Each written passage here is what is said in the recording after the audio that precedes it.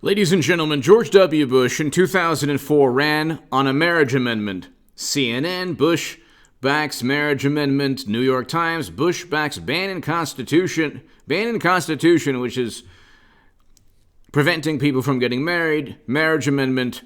Depending on, you never know what the algorithm will let you say, but it's a marriage amendment preventing human beings from getting married. You can look up exactly what that was about. That would be the height of prejudice and immorality today, to prevent two people from getting married. Okay, Bush thought it was the height of morality. Bush also destabilized an entire region of the planet. He ended his presidency with a 25% approval rating, far lower than President Trump's at his lowest time. You look at Trump's lowest approval rating, and we can go into it. Might have been the same. Let's see. President Trump's lowest approval rating was 34%. George W. Bush was 25%. Okay? There's a reason for that. And he didn't have 92% negative media coverage. Actually, CNN was back on his side the whole time. President Bush,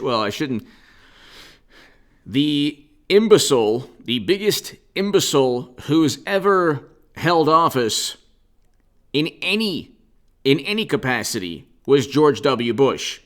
You want to say Trump? Well, President Trump presided over prison reform legislation, which one would think is very important, especially with what's going on nowadays. President Trump allocated more funding to historically black colleges and universities than any president ever. President Trump presided over the Abraham Accords, peace between Israel, UAE, Bahrain, Morocco. He was the first President Trump to step foot in North Korea. President Trump, on May 1st, 2021, negotiated a deal to bring us out of a region of the world that Bush got us into.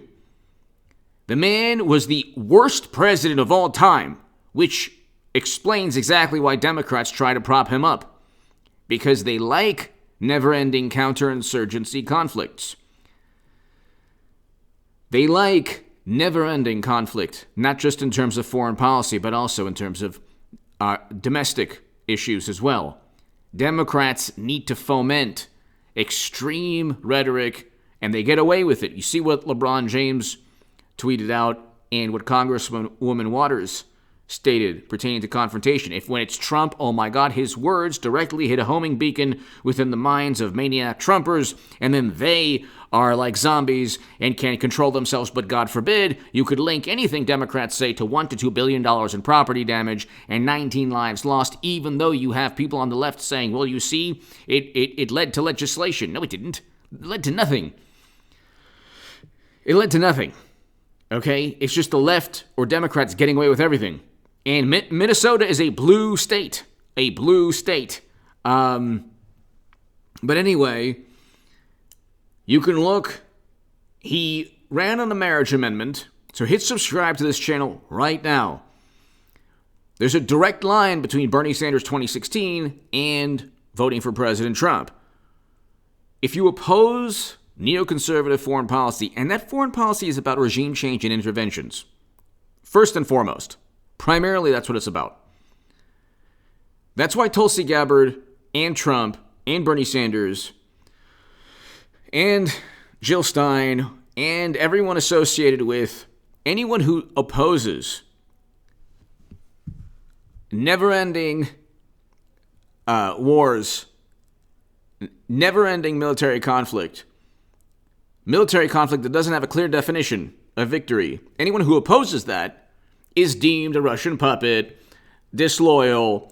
Democrats have taken now the Bush playbook and try to utilize it today. And unfortunately, they've been somewhat successful. Hit subscribe to this channel right now. You can read my writing in The Hill, The Huffington Post Salon, The Jerusalem Post, other publications. And you can see my debates on hagoodman.com. Why am I bringing this up? Bush blasts Trump's foreign policy and the Republican Party as isolationist. That's another word for let's continue never-ending perpetual military conflict without any definition of victory. Simply because Democrats and establishment Republicans don't mind counterproductive foreign policy that destabilizes an entire region of the world. President Obama did something that is infinitely worse than anything that was done during Trump's administration. That's a categorical fact. That's not my opinion. If Trump engaged in a NATO intervention that led to Libya becoming a failed state, he would have been not only impeached, they would have said, okay, send him to The Hague. Oh my God. But President Obama, Democrats, Biden, Clinton, our beloved President Biden, got away with it. There's never any moral culpability or, reckoning. That's the word they use now to just explain, atrocities. There's never any moral responsibility. Democrats are always morally superior. The road to you-know-where is paved with good intentions, and, Bush acted on intelligence and failed intelligence. WMD failed, and now they have Facebook ads, and now they have interference, and everything is an appeal to an authority that's almost always wrong. Bay of Pigs, Gulf of Tonkin, WMD. Now you have Facebook ads. Tell me when our wonderful intelligence community has been right about something grandiose. But you have George W. Bush, USA Today. Republicans have turned isolationist and to a certain extent nativist. The Republican Party is more inclusive today than it ever was during Bush's tenure. Karl Rove and Rumsfeld and Cheney, and especially the Lincoln Project people, and even Lincoln Project people who are now writing for the Daily Beast and others, went after Vietnam veterans, heroes like Senator Max Cleland, a Democratic senator who opposed their foreign policy, triple amputee veteran, and was a hero. Opposed Bush, Cheney, and Rumsfeld's foreign policy, said it would lead to catastrophe. It did. And the Lincoln Project people, one in particular, tried to paint, Rick Wilson, I think his name is, tried to paint Max Cleland as disloyal. This is a triple amputee Vietnam veteran. These are the most despicable, the Lincoln Project people, the Bush Republicans are the most despicable people. And of course Democrats love them. Of course Jimmy Kimmel loves them. Of course Hollywood and wonderful morally superior liberals who pretended that they opposed Bush. See, I know people who claim to have opposed George W. Bush and then voted for Clinton without seeing the irony, and then voted for Biden without seeing the irony, without understanding the hypocrisy, without coming to terms with the duplicity and the disingenuous vantage point that you can hold by saying Trump is a tyrant and despot, yet he didn't preside over the destruction of any countries.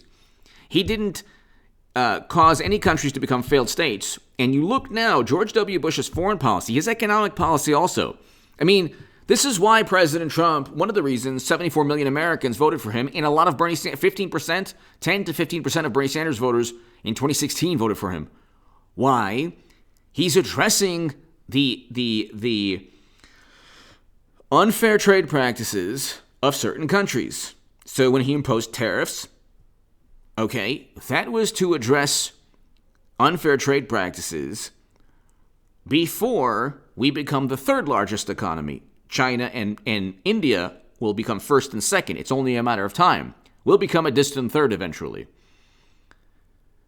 And at that point, tariffs are what countries really fear. It's a short-term tactic that actually was working in the short term. When people say, Trump's tariffs didn't work, they're looking at it from an aggregate viewpoint, adding in the pandemic. Okay? We had record low unemployment, and the tariffs were working. And President Trump renegotiated trade deals with China. Then the pandemic hit. But you look at George W. Bush, he has the audacity to blast Trump Republicans, Trump's foreign policy, his economic policies. Bush left this country on the brink of a depression. And it wasn't due to any pandemic. It wasn't due to states gleefully, like Democrats had the most draconian and policies, and they gleefully shut down their economies. Oh, well, it's just to help people. Of course, it had nothing to do at all to do with hurting Trump politically. Nothing. And they had the worst outcomes in terms of the pandemic, according to the New York Times statistics. Go look at the New York Times statistics. And God bless the people of New Jersey and New York. Phil Murphy and Cuomo were the worst governors of all time. They're like the George W. Bush of governors. But they put, infected people into elderly care facilities, 15,000 lives lost in New York because of Cuomo's decision. But this is why you vote Trump. This is why you Bush. This is why you vote for President Trump and not for an establishment. Do you want President Trump to kind of tone down the rhetoric? Sure, because it gives them political momentum. It gives never-Trumpers on the Republican Party, who, by the way, like Kinzinger, Cheney, they vote over 90% alongside President Trump. So they're running a racket. Go to 538. Go to 538. It's below in the description. Tracking Congress in the age of Trump. How do you vote 90% alongside President Trump but claim to oppose him? Because it's a racket. It's a racket, by the way, that CNN and the Democratic Party and MSNBC and the New York Times don't mind either. You don't have to actually put your money where your mouth is or stand for something. You can actually vote alongside Trump, which is the most duplicitous thing to do. In many cases, makes sense, but in certain cases, even I would say, well, you know what? Why give the president unilateral authority to do it like this or that? But Kinzinger did. And it was President Trump. So you see, it's all talk. And then they say, I don't like the way he behaves. Well, then why do you vote for him? Why do you vote alongside him 90% of the time? But see, the Republican Party is facing an identity crisis. President Trump, if he just toned down his rhetoric a tiny bit, or, stayed off of Twitter forever, you watch. Twitter will give him another platform right before 2022. That is a trap. He should not get on Twitter. But he did good things for the country. Trump did good things. You see what's taking place right now on the southern border of this country. And our beloved Vice President Kamala Harris hasn't even visited. I mean, my God.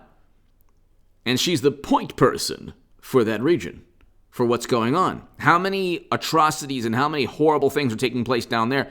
There's an influx of more people than at any point during President Trump's administration, less resources, and the facilities are overrun even more so than at any point in Trump's administration. So how is that good? How are you morally superior, wonderful liberals? Are the cages still there? Yes. So then how are you morally superior?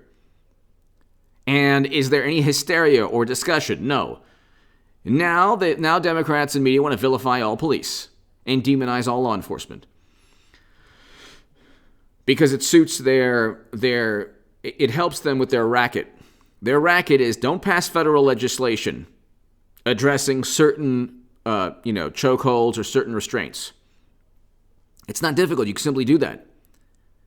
Then when LeBron James, like I did a segment prior to this one, 2 segments, he broke the law actually in trying to target and intimidate a law enforcement official. Or you can't do that with anybody.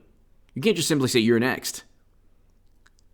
And the thing is, it's so mindless too, because if you think that was unjust, then draft legislation saying Democrats, along with LeBron James, should draft legislation saying, you know what? If you're wielding a knife, the officer can't use lethal force. See if it passes. See if it passes Congress. See if Democrats are even behind it. That's the thing. They won't actually abide by their alleged value system, because their alleged value system is not realistic or even not moral. George W. Bush did more to ruin an entire region of the world and destabilize the entire planet than anything Trump did. George W. Bush, President Obama, when you look at what President Obama did with Libya, and you can, it's hilarious. They cite Noam Chomsky all the time, the left, and even the establishment, which is really funny, Noam Chomsky stated that President Obama was worse than George W. Bush. So that's something that it's really hilarious too, because like, yes, Chomsky of course didn't like Trump, but he stated that President Obama was worse than George W. Bush. Anyway, you're talking about Bush now trying to give his 2 cents after almost obliterating the entire planet. And I shouldn't say that, one region of the world. And the adversaries and enemies that we face today are directly linked to Bush and Cheney and Rumsfeld's failures and the failures of Kerry and Biden and Clinton and the Lincoln Project and the wonderful intelligence community and the establishment, and all of whom dislike Trump and leveled everything they could against Trump and still didn't indict him on anything, because they made up everything. Just like they made up the wonderful intelligence reports during President Bush's administration. Or I should say, they were wrong, just like the intelligence reports during the Bush administration. Give me your thoughts below. Hit subscribe right now. Thank you.